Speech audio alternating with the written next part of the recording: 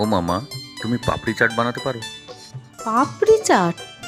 নাম তো শুনেছি, একবার খেয়েও ছিলাম শহরে গিয়ে, কিন্তু বাবা বানাইনি তো কখনো। খেয়েছো বলছো, তাহলে বানাতে পারবে না? দেখো না মা, যদি বানাতে পারো। তা পাপড়ি চাট কে খাবে শুনি, তুই নাকি বৌমা? আমি ওসব কখনো খাইনি, আমার মশলা মুড়ি ভালো। ও, বুঝেছি, বৌমা বলেছে তো। তা আমাকে বলেনি কেন শুনি? তোমাকে বলবো কেন শুনি? বাজি তো হেরেছে আমি। ও, তা কি বাজিতে হেরেছিস শুনি? গানের লড়াই বুঝি? হ্যাঁ মা, গানের লড়াই, অন্তাক্ষরী। সে তো হারবি, বৌমার আমার গানের ভান্ডার। বাউল, রবি ঠাকুরের গান থেকে সিনেমার গান, সবই ওর ঠোঁটে রাগায়। আর কি চমৎকার গানের গলা বৌমার, মনে হয় শুনতেই থাকি শুনতেই থাকি। তাতে কি, আমি যে রোজ হেরে যাই, আর বাজি হারলে তার খেসারত দিতে হয় আমাকেই। তা এবারে বুঝি পাপড়ি চাট? হ্যাঁ মা, কিন্তু পাপড়ি চাট এই গ্রামে পাই কোথায়? তুমি দাও না বানিয়ে মা। সে তো বাপু, আমি কিছু একটা বানাতে পারি, তবে সেটা পাপড়ি চাট হবে কি না কে জানে। হবে হবে, যা হোক একটা বানিয়ে দাও, খাওয়া গেলেই হলো। না রে বাবা, বৌমা কত বুদ্ধিমতী মেয়ে, ঠিক ধরে ফেলবে। তার থেকে তুই বৌমাকে নিয়ে শহরে ঘুরে আয়, পুজোর আগে কেনাকাটাও তো বাকি, আর তার সাথে পাপড়ি চাটও খেয়ে আসবি না হয়, বুঝলি? আচ্ছা, দেখছি মিতু কি বলে। পাপড়ি চাটের টাকা কিন্তু আমি দেব। বাজি হারলাম আমি, আর টাকা তুমি দেবে কেন? হা হা হা হা হা হা, বৌমা কাল কি সুন্দর একটা ঠাকুরের ভজন করে শোনালো, মনটা তো ভরে গেল। না না, আমি খাওয়াবো ওকে পাপড়ি চাট। তা কোথায় বৌমা? মিতু তো ছাদে, এখনো হয়তো বসে গান করছে। তা যা বাপু, ডেকে নিয়ে আয় গিয়ে, আমি চা বসাচ্ছি, তারপর তিনজনে বসে চা খেতে খেতে গল্প করব। আচ্ছা, ডেকে আনছি মা। সখী ভাবনা কাহারে বলে, সখী যাতনা কাহারে বলে, তোমরা যে বলো দিবস রজনী, ভালোবাসা ভালোবাসা, সখী ভালোবাসা কারে কয়, সে কি কে বলি যাতনাময়। গলাটা মন্দ নয়। ইস, বাংলা সিনেমার ডায়লগ দিচ্ছে। তা আমার পাপড়ি চাটের কি হলো? বাজিতে হেরে গিয়েছো কিন্তু, মনে আছে তো? হবে হবে, মহারানীর পাপড়ি চাট খেতে ইচ্ছে হয়েছে, তার ব্যবস্থা তো করতেই হবে। মা বলেছে তোমাকে একদিন শহরে নিয়ে যেতে, পুজোর বাজারও হয়ে যাবে, আর তোমার পাপড়ি চাট, আর পাপড়ি চাটের পয়সা মাই দেবে গান গেয়ে খুশি করার জন্য। এ মা, এসব আবার মাকে বলতে গেলে কেন? কি ভাবলেন উনি? কি যে করো না তুমি। ভাববে কি, মা তো খুশি হয়েছে, পুত্রবধূর গুণমুগ্ধ শাশুড়ি। তোমার মাও না খুব ভালো, কত দুঃখ কষ্টের মধ্যে তোমাকে বড় করেছেন, ভালোভাবে মানুষ করেছেন। সারাটা জীবন তো প্রায় একা একাই লড়ে গেলেন। কাল যখন আমি গান শোনাচ্ছিলাম, তখন মায়ের দু চোখ দিয়ে জল ঝরে পড়ছিল। হ্যাঁ, বাবা তো সেই কবেই। মা আকাশের দিকে তাকিয়ে বলতো, দেখ, খুঁজে দেখ তোর বাবাকে। তবে হ্যাঁ, তুই খুঁজে না পেলেও তোর বাবা কিন্তু ঠিক দেখছে তোকে সব সময়। জানো মিতু, আমারও ঠিক মনে হতো বাবা সব সময় আগলে রাখছে আমাকে। কি গো, মন খারাপ লাগছে? না, মন এখন আর খারাপ হয় না, তুমি আছো, মা আছেন। আরে চলো চলো, মা চা বসিয়েছে, সব ঠান্ডা হয়ে যাবে। দেখো তো মিতু, চা ঠান্ডা হয়ে গিয়েছে কিনা, না হলে একটু গরম করে আনবো। না মা, গরমই আছে। তোমারটা কি গরম করতে হবে? তাহলে দাও, আমি গরম করে আনছি। না, পাওয়া যাচ্ছে, চা আর পেঁয়াজি, আহা, এর তুলনা কিছু আছে নাকি?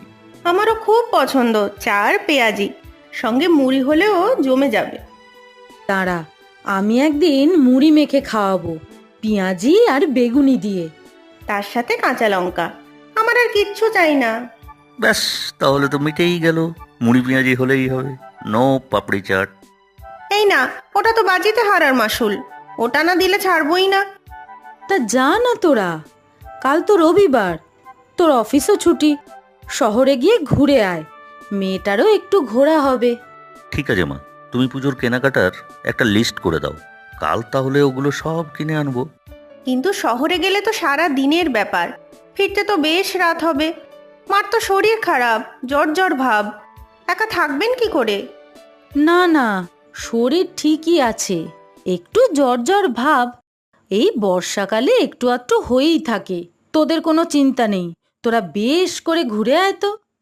দেখো মা, শরীর বেশি খারাপ হলে বলো কিন্তু। কোনো চিন্তা নেই, তোর মা এখনো সেরকম বুড়ি হয়ে যায়নি।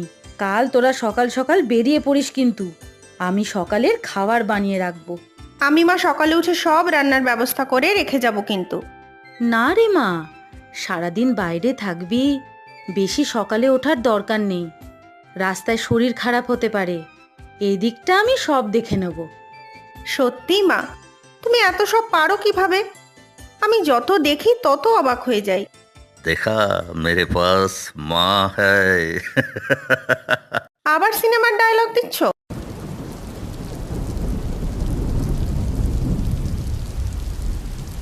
যা বৃষ্টি শুরু হলো, আজ থামবে বলে তো আর মনে হয় না। কেন থামবে না কেন? 2-1 ঘন্টায় নিশ্চয়ই বৃষ্টি কমবে।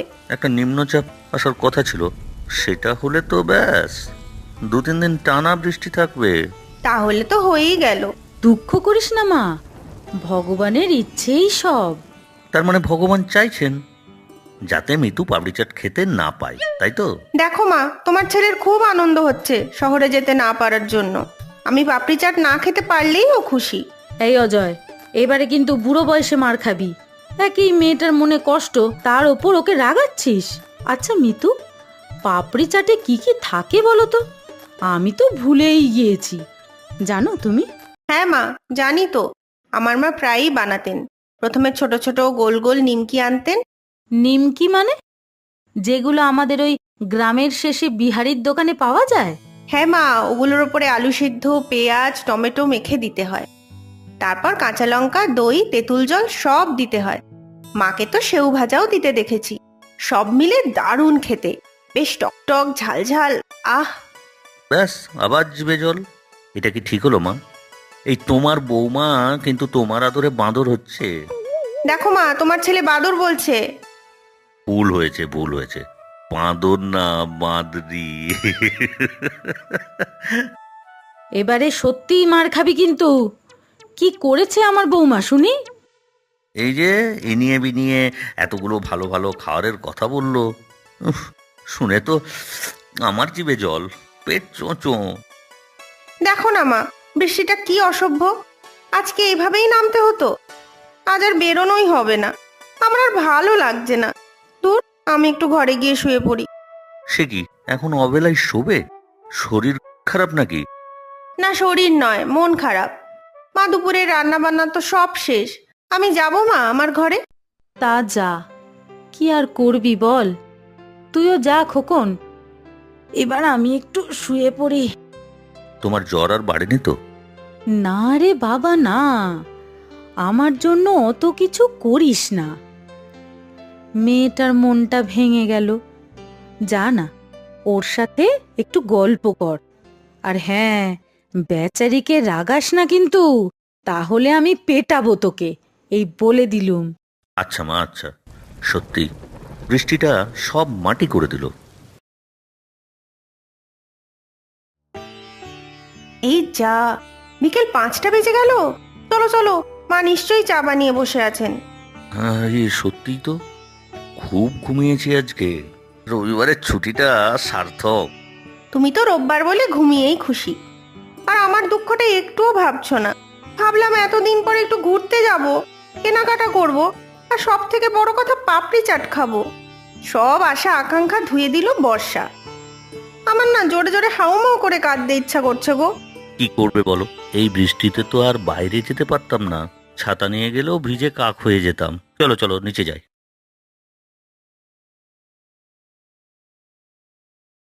কি হয়েছে মা? শরীর খারাপ? কোথায় দেখি দেখি। কি হয়েছে? কি গো, মায়ের তো খুব জ্বর। বেশি জ্বর? হঠাৎ করে বাড়লো কি করে? তোমার তো চুল ভেজা, স্নান করলে নাকি? না না, স্নান করিনি, ওই একটু। নিশ্চয়ই বৃষ্টিতে ভিজেছো। কোথায় গিয়েছিলে? না রে না, অত চিন্তা করিস না, জ্বরের ওষুধটা খেয়ে নিয়েছি, একটু পরেই জ্বর নেমে যাবে। যা, তোরা চাটা খেয়ে নে তো, ঠান্ডা জল হয়ে যাবে। আর মিতু, থালায় দেখ তোর জন্য কি বানিয়েছি। আমার জন্য? কি বানিয়েছো মা? এত শরীর খারাপ তোমার? আহা, ঢাকনাটা তুলেই দেখ না আগে। ওমা, এ কি? এ তো পাপড়ি চাট। পাপড়ি চাট? কোথায় পেলে মা? তুমি বানিয়েছো? তুমি পারলে? কেন পারবো না শুনি? বৌমা যেভাবে বলল সেইভাবেই তো বানালাম। এবারে খেয়ে দেখ তো কেমন হয়েছে। এইবারে বুঝেছি, এই নিমকিগুলো আনতেই তুমি এই ঝড় বৃষ্টির মধ্যে বেরিয়েছিলে, তাই না? কেন মা, কেন? শুধু আমি খেতে চেয়েছি বলে? এ কি করলে মা? শরীর খারাপ জ্বর নিয়ে ঝড় বৃষ্টির মধ্যে সেই মুদির দোকানে গেলে? না না, আমি ছাতা নিয়ে গিয়েছিলাম তো। এবারে বল তো মিতু, কেমন হয়েছে আমার হাতের এই পাপড়ি চাট?